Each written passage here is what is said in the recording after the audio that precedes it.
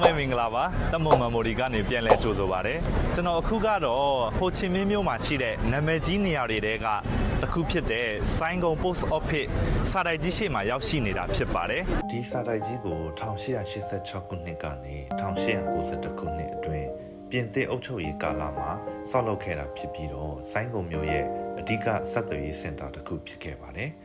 ရခင်ကအင်ဒိုချိုင်းနာဒေသမှာအကြီးဆုံးနဲ့အလှပဆုံးစာတိုက်ကြီးဖြစ်ခဲ့တာပါအဲ့ဒီအချိန်ခါကနေယနေ့အချိန်ထိဆိုရင်တော့နှစ်ပေါင်း139နှစ်သက်တမ်းရှိနေပါပြီပြင်သစ်တွေကဥဆောင်ပြီးတော့ဆောက်လုပ်ထားတာဖြစ်လို့မလို့အဆောက်အုံရဲ့ပုံစံနဲ့အတွင်းပိုင်းကိုတော့ပြင်သစ်ဆန်ဆန်ပြီးသူကလက်ရတွေနဲ့တွေ့မြင်ရမှာဖြစ်ပါတယ်ကဲဒါဆိုရင်တော့ဒီအဆောက်အုံကြီးထဲမှာဘယ်လိုတွေရှိမလဲဆိုတာကျွန်တော်နဲ့အတူတူသွားပြီးတော့လေ့လာကြည့်လိုက်ရအောင်နော်ဒီအဆောက်အုံတွေကိုမဝင်ခင်ပထမဦးဆုံးမြင်တွေ့ရမှာကတော့ဒီအဝင်အဝကနိုင်စင်ကြီးပါဒီနိုင်စင်ကလည်းအဆောက်အုံရဲ့တက်တန်းနဲ့အတူယနေ့ချိန်ထိဆိုရင်နှစ်ပေါင်း130ကျော်နေပါပြီ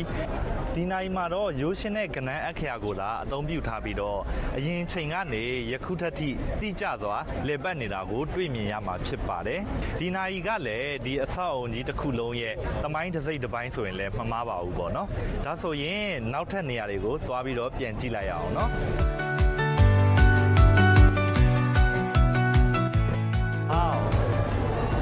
ဒီအတွင်းဘက်မှာတော့ဒီညနေချက်ကိုလုံးဝအရင်ခေတ်ကအတိုင်းလုံးဝခမ်းနားစွာတွေ့မြင်ရမှာဖြစ်ပါတယ်ပြီးတော့အလယ်မှာကတော့သူတို့ရဲ့ခေါင်းဆောင်ဟိုချီမင်းပုံကိုခမ်းနားစွာချိတ်ဆွဲထားပြီးတော့ဒီဘက်ဘေးတစ်ဖက်တစ်ချက်စီမှာတော့လုံးဝကြီးမားတဲ့မြေပုံကြီးနှစ်ချက်ကိုတွေ့မြင်ရမှာဖြစ်ပါတယ်ဒီဘက်ကမြေပုံကတော့1892ခုနှစ်မှာကမ္ဘောဒီးယားလာအိုဗီယက်နမ်တို့ပါဝင်တဲ့အင်ဒိုချိုင်းနာဒေသရဲ့မြေပုံကြီးဖြစ်ပါတယ်ဒီမြေပုံကနေတဆင့်အဲ့ဒီခေတ်ခါကအင်ဒိုချိုင်းနာဒေသရဲ့အရေးပါမှုကိုတစ်စိတ်တစ်ပိုင်းလေ့လာနိုင်ပါတယ်ခင်ဗျာ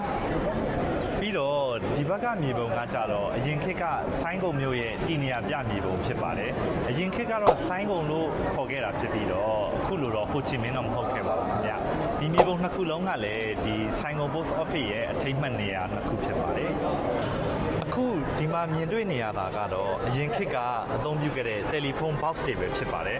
အားလုံးပေါင်း14လုံးရှိပြီးတော့ဒီမှာထူးခြားတာကတော့နံပါတ်73ကတော့ပါဝင်ခြင်းမရှိပါဘူးခင်ဗျာ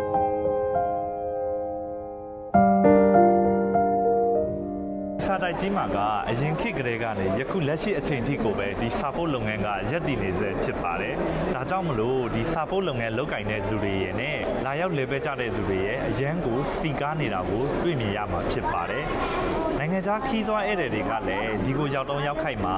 သူတို့နိုင်ငံကမိသားစုဝင်တွေဒါမှမဟုတ်ချစ်ရတဲ့သူတွေစီကိုစာတိုလေးတွေပေးပို့လေးရှိပါတယ်။ဒါကြောင့်မလို့ကျွန်တော်လည်းဒီကိုရောက်တော့ရောက်ခိုက်မှာကျွန်တော်ရဲ့ချစ်ရတဲ့မိသားစုစီကို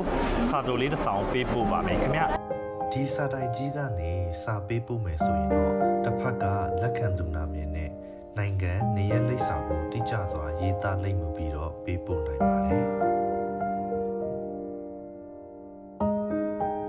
စာဆောင်လည်းပေးပို့ပြီးသွားပြီစာတိုက်ကြီးကိုလည်းလေ့လာပြီးသွားပြီဆိုရင်တော့ဒီကနေအပြန်လက်ဆောင်ပစ္စည်းလေးတွေကိုလည်းဝယ်ယူသွားနိုင်ပါတယ်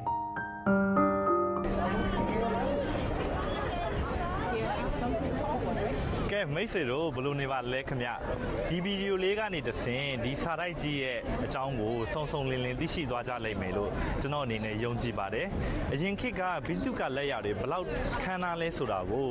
ဒီဆိုင်းကုံ post office မှာမြင်ရမှာဖြစ်လို့မလို့မိတ်ဆွေတို့ BNN ကိုရောက်လို့ရှိရင်ဒီဟိုချီမင်းမြို့က